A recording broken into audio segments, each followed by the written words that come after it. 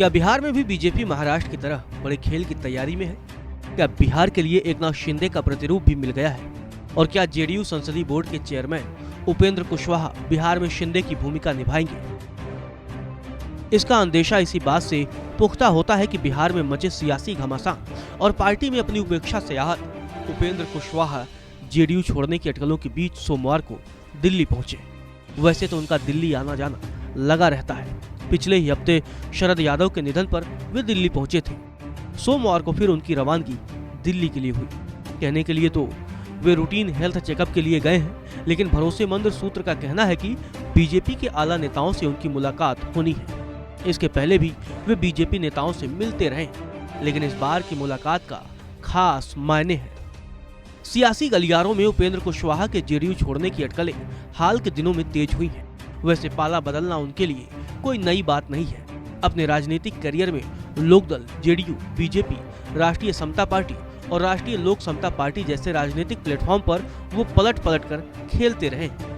2019 के बाद अपनी डूबती जा रही नैया को पार लगाने के लिए उन्होंने जेडीयू के साथ फिर जाने का जोखिम तो उठाया, लेकिन एक अदद एमएलसी और जेडीयू संसदीय बोर्ड के चेयरमैन का झुंझुना उनके कद के अनुरूप नहीं था।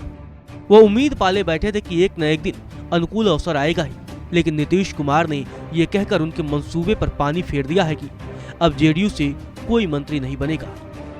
जाहिर है कि नीतीश ना भी कहें तब भी कुशवाहा को यह समझने में कोई दिक्कत नहीं हुई होगी कि वे अब डिप्टी सीएम नहीं बन पाएंगे, इसलिए दूसरे दरवाजे पर दस्तक में अब देर नहीं करनी चाहिए। वही उपेंद्र कुशवाहा ने अब तक अपने बयानों से जो हालात पैदा किए हैं, उससे निपटने में आरजेडी और जेडीयू के पसीने छूट जाएंगे।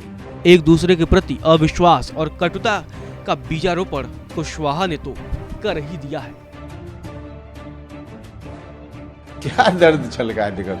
देखिए, हम तो लगातार बोल रहे हैं कि पार्टी कमजोर हो रही है, और स्वाभाविक रूप से जब पार्टी कमजोर हो रही है तो पार्टी से जुड़ा हुआ कोई भी व्यक्ति है उसके मन में चिंता होगी।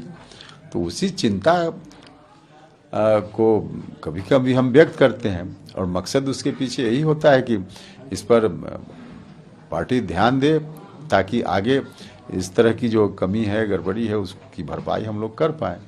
पार्टी क्यों कमजोर हो रही है? आप तो बहुत दिन से जुड़े हुए हैं। नहीं, देखिए, एक तो जिस तरह से पार्टी के संगठन को मजबूती से आगे काम करना चाहिए, उसमें कहीं ना कहीं अभाव दिखता है।